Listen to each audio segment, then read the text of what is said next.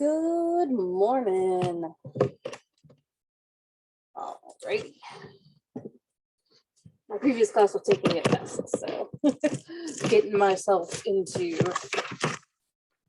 sure mode rather than like helper mode here. See me a little brighter. There we go. I had like 2 minutes after I was done with the test. I had to like run downstairs to get something to eat and something to drink. I'm like out of breath now. Oh jeez. Well, yeah, take a breath. We got a few minutes. I'll wait a minute for people to log on. So today, just to let you know what we're going over. Jeez. We're gonna finish our lecture about demographics and norms and things along those lines. And then you will have your next assignment. So this assignment is an individual assignment, but I will put you into breakout rooms so you can work together as groups. Typically in class, I let you all work together. So, but yeah, we'll finish this lecture up first, just so you have all the information you need on it. I did grade your exams. If you felt like you didn't do as well as you wanted, no sweat. People typically do much worse on my first exam than they do on any of the subsequent exams.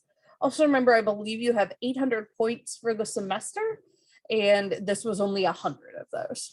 So if you're like, oh, I don't know, no worries. Okay, you have plenty of time to make it up, including the group project, which pretty much everybody rocks. So, but also feel free to come to me if you have specific questions.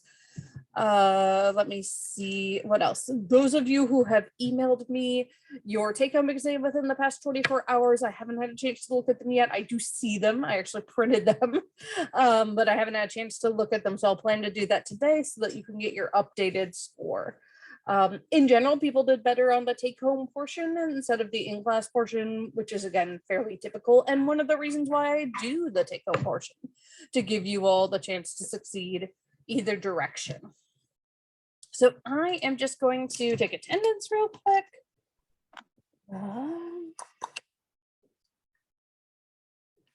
And then we will go ahead and get started.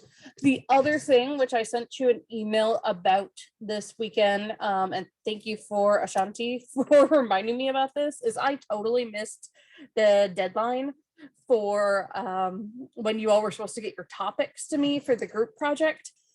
So be thinking about that. I'd love them by Wednesday if possible. If that doesn't seem feasible, let me know. So if you know already who you want to work with, you can submit one email. Typically I have you write them down. Clearly I can't accept that from you right now. Oh, I should tell you, I'm negative for COVID, but both my husband and my daughter are positive. So woo! But everybody seems to be doing okay. So no worries there. But we are, you know, if you know a group you want to work with, you can send me one email of like the topic you're thinking about. If you don't know in the class well enough, you can send me an email and just say, these are the topics I'm interested in, and then I'll group people with similar interests. So again, you already know, you've already connected with people in the class. Awesome. That can be your group. But if you don't know yet, also awesome. Just turn in an individual one, and then I will cluster you into groups.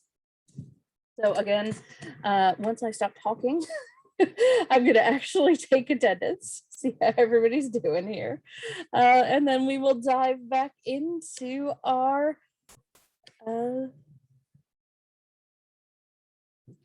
my daughter's just waking up. I can hear her in the background because she was up for like 3 hours in the middle of the night. That's just kids. There's nothing to do with her having COVID. Alrighty.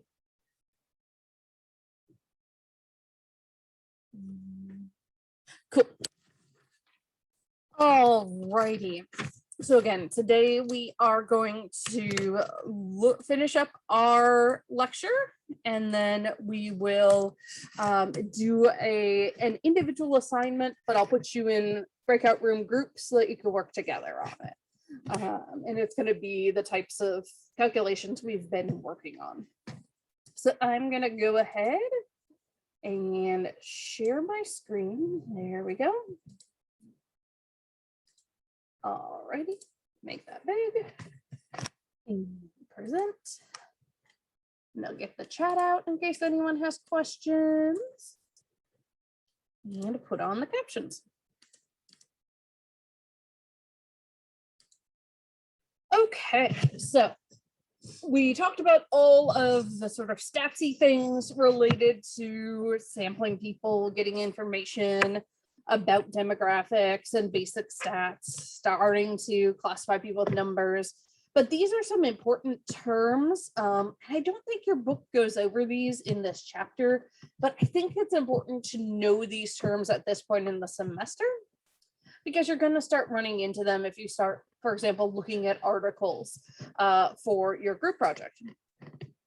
So the population are the group you want the results of the study to generalize to. So this could be all US residents, for example. This could be all college women, right? So this is people who are not necessarily in your study, but the group you're interested in studying. And even if you have a lot of money and a lot of time, we're never going to get perfect population sampling, right? I mean, just think about how difficult it is for people to do the census, which is just like, how many people live in your house, right? We never get everybody to fill something out. So what we do instead is we take a sample of that population. And these are the people in your study. So for example, in grad school, I helped one of my lab mates collect data on African-American women's body image. So then in theory, her population was all African-American women.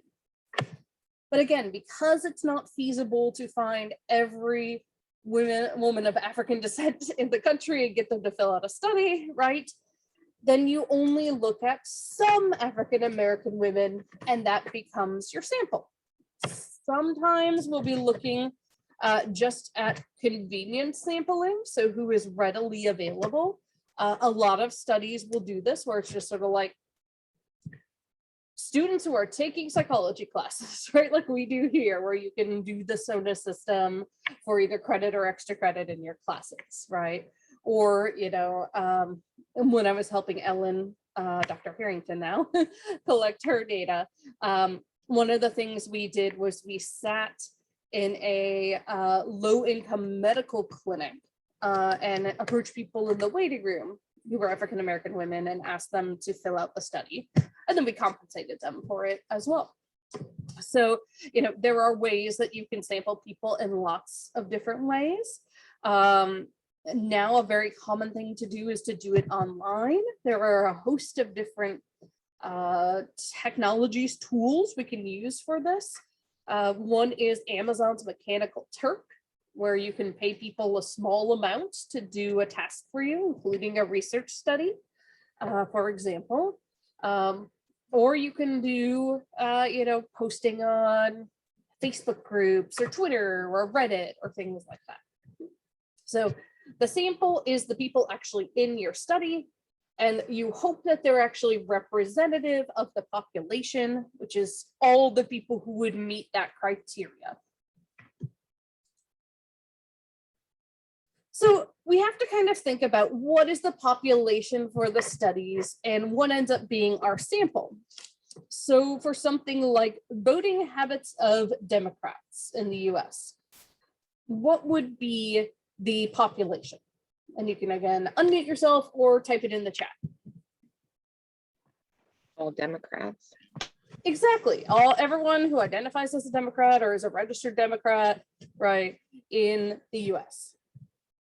But our sample might be, Democrats in Virginia Beach who agreed to participate in our study, because that's where we are, right? And if you're really trying to get representativeness, a lot of times what you might do is, try to collaborate with people all over the country or even all over the world, to collect data so that we get cross sections everywhere and kind of see more variability in the people who are participating. All right. So college students' attitudes towards drinking alcohol. This one's pretty obvious, right? It would be all college students. Again, not probably going to be feasible. There's a lot of college students just in the US, right? Much less if we go worldwide. So your sample would be VWU students who sign up through SONA to take your study, right? And so you can see how samples can get cut down pretty quickly, but again, it becomes what's accessible. It becomes people who are willing to participate, and it becomes who you can afford to compensate, right? So if I did want to go out and do the voting habits of Democrats, I'd have to track them down, right? If do it online or in person.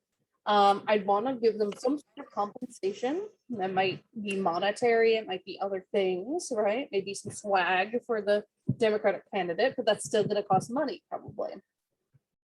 Whereas for the college students, if they're in psych classes, we can get them to sign up on SONA, and then we give them credit or extra credit for classes, and that doesn't cost us any money, right? So that is why a lot of people will do these convenience samples, because not everyone can have multi-million-dollar grants, to be honest, to collect these data.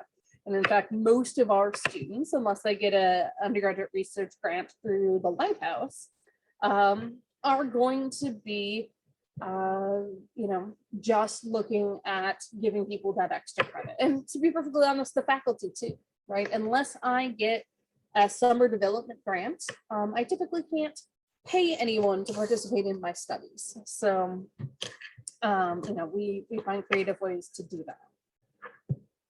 So the purpose of sampling people, again, is twofold, right? One of the reasons is just because you can't get the whole population, right? But really, it's to try to get a group of people in the study that allows the results of the research to apply to the whole population. So we're trying to get as representative as we can, given whatever constraints we have in terms of time, money, staffing, what have you. So the idea is, if you get a representative sample, there's actually no reason to ask the whole population, because after some point, you're going to get diminishing returns, where you just have so many people answering in essentially the same way that it's pointless to keep collecting that data. So you just need that representative group from the population. That is your study, because you want your results to be able to apply to that population. Again, maybe Democrats in Virginia Beach, or Democrats as a whole, maybe college students at VWU, or college students as a whole. You are trying to maximize your external validity. And basically, that is the same thing. Maximizing external validity is just making it as generalizable as possible. You want to be able to say, even though I did this on a very small sample relative to the population, my results can still be applied, right, to everyone else.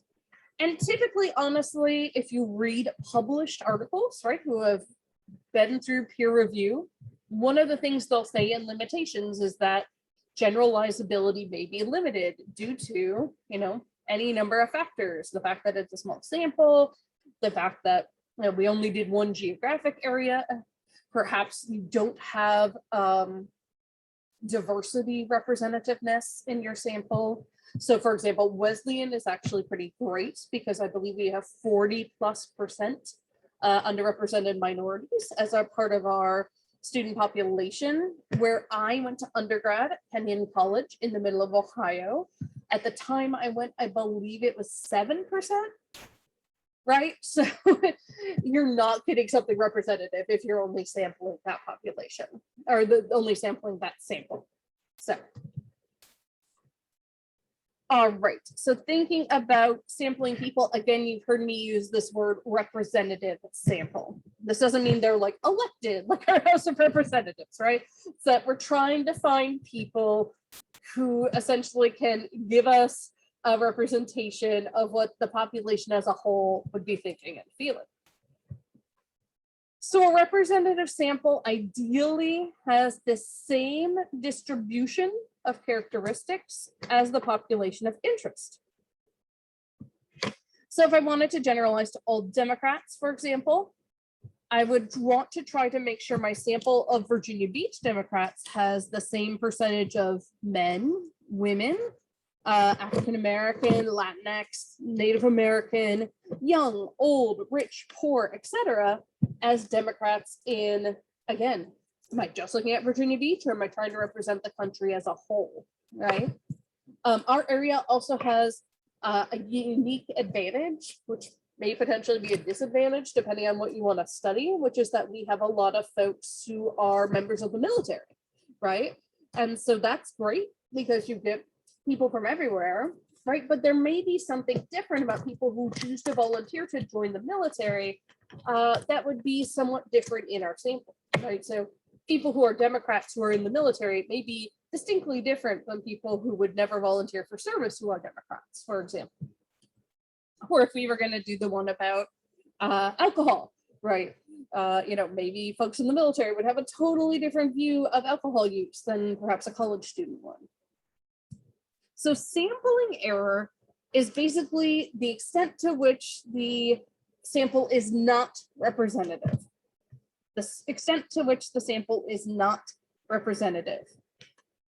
Most samples are not going to be 100% representative of the population just because that's what happens, right? When you take a small subset.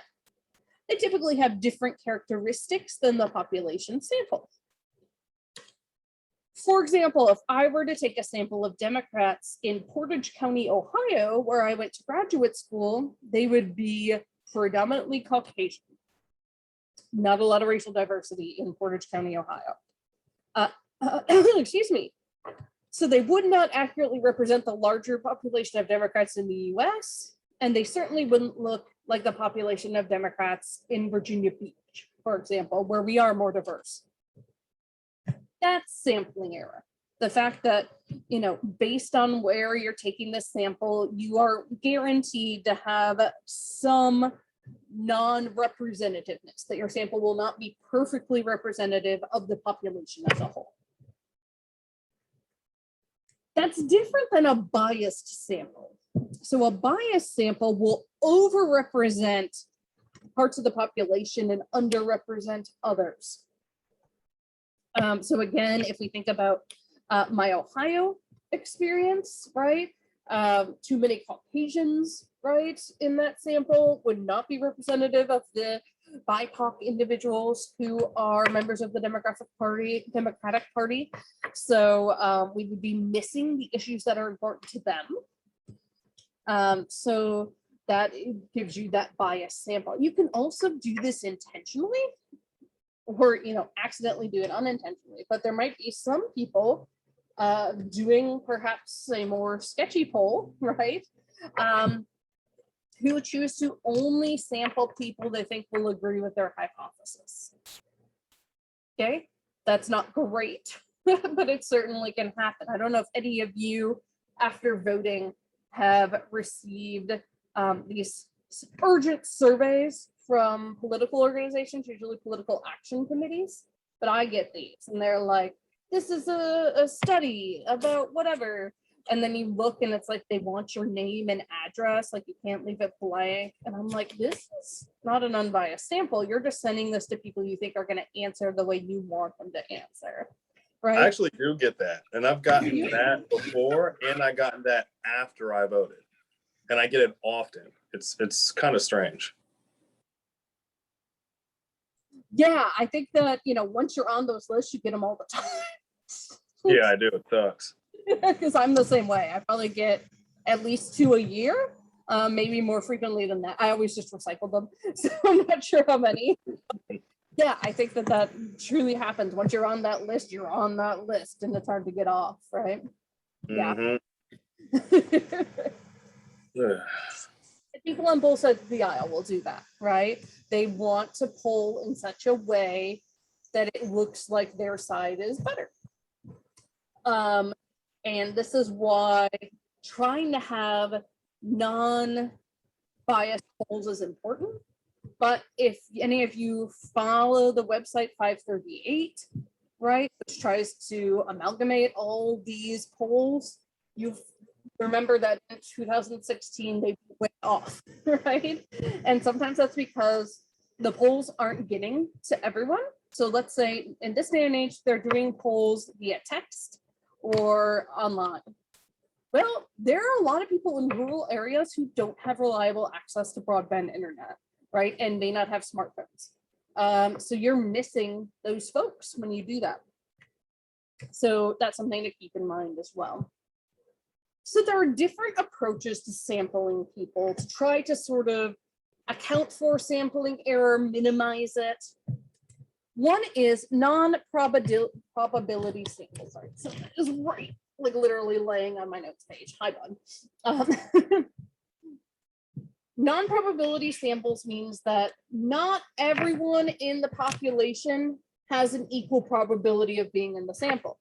And this is the case in a lot of research, right? So if you are doing something like a study through a college or university, someone who doesn't attend college or university, right, doesn't have any chance to be in that sample most of the time.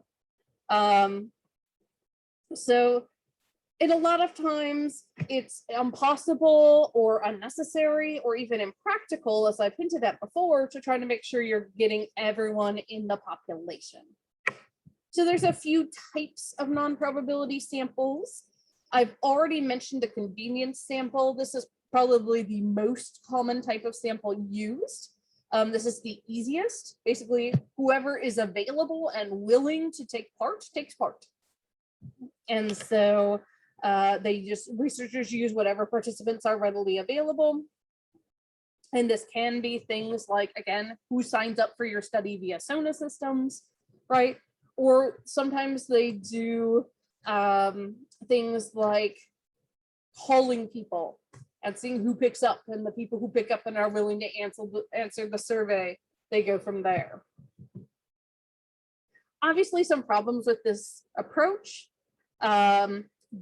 There are a lot of biases built into it, right? So again, people who take part, again, if we think about SONA, right, there's the people who want their extra credit, right? Especially if they're doing it earlier in the semester, they're probably pretty conscientious students, right? Which may be different than the students who frantically try to get them at the end of the semester, right? Or here's another example. One of the things they used to do, I don't think they do this as much anymore, but they used to like have ads that said, should we do research with stem cells? And it was like, you call 1-800-555-55 no for no, and 1-800-555-5 yes for yes, right? Well, in that case, you're going to have people who care a lot about that issue, right, to pick up the phone and call. They have to have a phone, right? They might not have as much going on if they do have time to call, or again, they're prioritizing this. So there's lots of ways that convenient samples can have biases built in, but as I mentioned, this is the most commonly used just due to the limitation of resources for a lot of researchers. I did have some quote, so you could see sort of that example. Quota sampling is essentially fancier convenience sampling.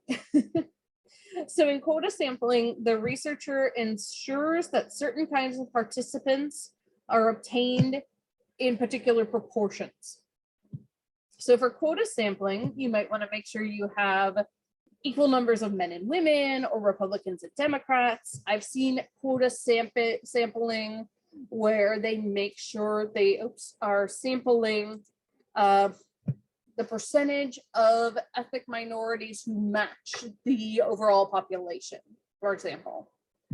Because again, they're trying to be as representative as possible. Other approaches that we'll talk about is probability sampling. So this is a sample where the researchers know the mathematical probability that any given individual is included in the sample. So let me say that again. So the researchers know the mathematical probability that any individual in the population would be included in the sample. And when these techniques are used, researchers can estimate how much their results are affected by the sampling error. So essentially, everyone in the population has this equal probability of being in the sample. Then you can compute what they call the margin of error. And again, if you've seen national polls done by like CNN or New York Times, things like this, you'll often see them reported with the margin of error, right? They'll be like plus or minus 3%. This is the degree to which the data obtained from the sample are expected to deviate from the population. So the degree to which the data from the sample are expected to deviate from the population. So political polls. This is an old example. This was from, I believe, 2004. But here we go. We have 48% was John Kerry, 52% was George Bush. But if you look, we're plus or minus 3%. And so that's that margin of error. But this is actually what becomes what's called a statistical dead heat. Whereas if you look, if you add 3% to 48, right, or minus 3% from 52, you essentially overlap those margins of error. And so with the error, you have no idea what's going to happen, essentially. Because Kerry's true percentage of votes was anywhere from 45 to 51, and Bush's would have been anywhere from 49 to 55. So you have this overlap, and that's the margin of error. All right, so let's talk about, just like there are types of non-probability samples, there are types of probability samples. The first is simple random sampling, which is getting a random set of people from the whole population. In this case, everyone has equal chances of being sampled. So you might do this out of a hat, you know, if you think about drawing numbers out of a hat or flipping coins. So like if my population were this class, but I only wanted a sample of 5 people, I would just put all your names in a hat, draw out 5 names. Due to probability, each of you would have an equal chance of being chosen. You can also use a random number table, or now there are websites that do this as well. My favorite is called random.org, where they will produce random numbers for you so that you can use those to assign people. I also use random.org when I'm randomizing answers to multiple choice questions as well. Then yep, there we go. Look at that. I made a note. Go me. It's not in these notes, but it's up there. Awesome. All right. Stratified random sampling is where you divide the population into strata. So for example, let's say you wanted to do it with age, right? So you would look at people who were 20 to 29, people 30 to 39, people 40 to 49, people 50 to 59, and so on. And then you would do the same procedure, the same sort of out of a hat, but for each strata, each age group, for example. Maybe you want to do preference for ice cream flavors and see if that differs by age. You would have the strata based on age and randomly select people from each strata. And you would ask them which ice cream they prefer. And you could do this a whole bunch of different ways. You know, a lot of times what they used to do, I don't know if people still do this, would be to like use the phone book, and you randomly pick people out of there and call them and ask them to participate in your study. Cluster sampling is most of the time, again, especially today when a lot of people don't have home phones, right? So their numbers aren't necessarily listed in a phone book. You don't have a list of everyone in the population, right? Like no one's keeping a master list of everybody. It's just too hard feasibly, right? So instead what you would do is sample whole clusters of the population and then obtain participants from those clusters. So for example, you could sample schools from 15 counties or incorporated cities in Virginia, and then randomly pick kids from each school. The big advantage here is you don't have to try to get the whole population. You're not even trying to get all the students in Virginia, right? If you try to get all the students in Virginia, it would be costly and to be perfectly time consuming, and you just probably wouldn't get everybody, right? You just probably couldn't, no matter how good you were at your job. It's again less costly and requires less resources, including money for compensation, actual questionnaires if you're printing them off, if you're doing interviews, time paying interviewers. So cluster sampling, if you want to do probability sampling, is the easiest and most practical version. There are lots of threats to representativeness in samples. We know that representative samples are really important, so you don't have a bias sample, but we know that also that doesn't always happen, right? We've got error that's introduced. One is the response bias, or the problem of non-response. Again, let's say hypothetically, I do ask everyone in the population to be part of things, or everyone at Virginia Wesleyan, for example, to be part of things. Even if I do that, I'm only going to have a percentage, and most times a small percentage of people who agree to participate, right? Because that takes time from those participants, and it's got to feel worth their while. So you would fail to get people that you want in your sample just because they don't respond. This is especially problematic with telephone surveys. Again, a lot of times now people are just screening the calls, right? It's not a number they recognize on their caller ID. They're not going to respond. They might work odd hours. They might travel a lot for work. So the final set of respondents who actually responded to you may not be representative of the population simply because that's who responded, right? And there might be characteristics, again, there might be more conscientious people, things along those lines. So again, same thing with SONA, right? Even though I offer credit for all my students for participating in studies, not all of them do. So we're missing those other folks. And so you kind of want to try to find out, did the people who responded differ significantly or systematically from those who didn't? And that can be nearly impossible to determine because you can't ask anything of the people who didn't respond, right? So that can be really difficult to figure out. Selection bias is when the sampling procedures produce a biased sample. So something happened during the selection of the sample that biased that sample. So again, maybe we're doing an internet survey. This is biased towards middle to upper class people who can afford computers and reliable internet access, and to be perfectly honest, who have the luxury of time to sit down and take an online survey, right? People who work 3 jobs may not have that time. So the selection process was faulty in and of itself, leading you to have a biased sample. And certainly there's research suggesting that with the programs like Amazon's Mechanical Turk, those people tend to be of higher socioeconomic status and higher levels of education than the general population. And then there's misgeneralization. So you might try to generalize the results from your study to a population, but your sample might not be representative of that population. So maybe you sample kids in a public school for your study, and then you try to generalize to kids in private schools.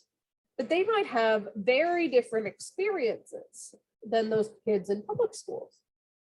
So you can't do this for two different populations. You have to recognize the limitations, right, of what you are able to do, and not overextend yourself in your decision attempt, right, to do this. Okay, so that is the end of this lecture. So next thing up, we are going to do this assignment. And like I said, I'm going to put you into breakout rooms. So this is an assignment that y'all are going to do and turn in individually. And it's up to y'all. If you have access to a printer, you can print this and you can write on it. If you want to just type in on it, you can do that. But basically, we're going to do the stats we did last week. So you've got a data set.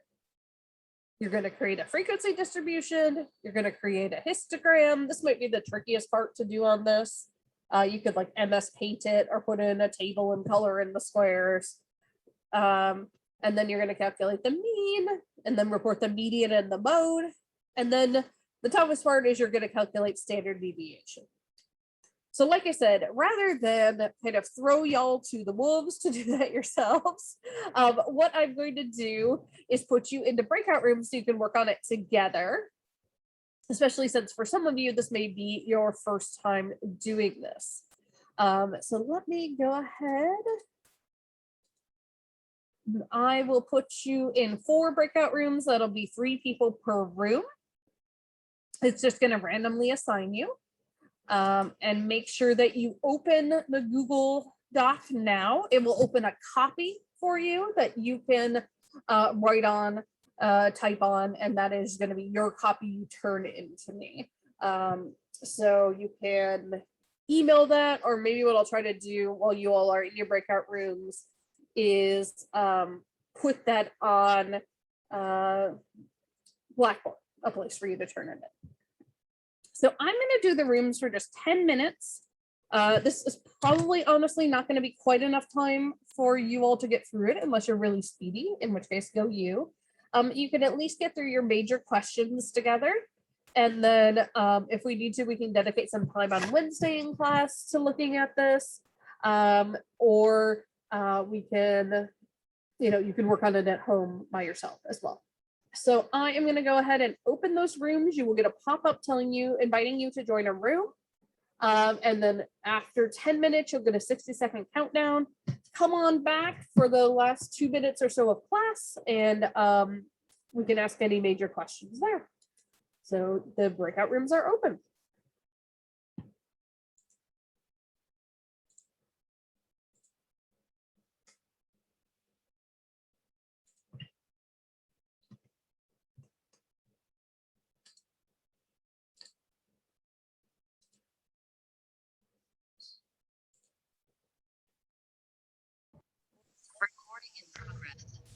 Okay, welcome back, everybody.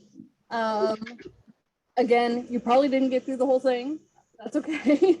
I will leave some time at the beginning of class on Wednesday for you to keep working on this. Or if anyone's feeling like really industrious, feel free to work on it on your own as well. Again, reminder that by Wednesday, I either want an email from you individually thinking about what topic you'd like to create a questionnaire about for the group project. Or if you already have a group of people you want to work with, one of you can email me and be like, hey, these 3-4 people want to work together. Here's what we want to do. Alrighty. I'll stick around for a minute in case anyone has questions. If not, have a good couple days, and I'll see you Wednesday if I won't see you in class tomorrow. Hey, can I say something? Sure. Hey, Terrence, did you send me an email?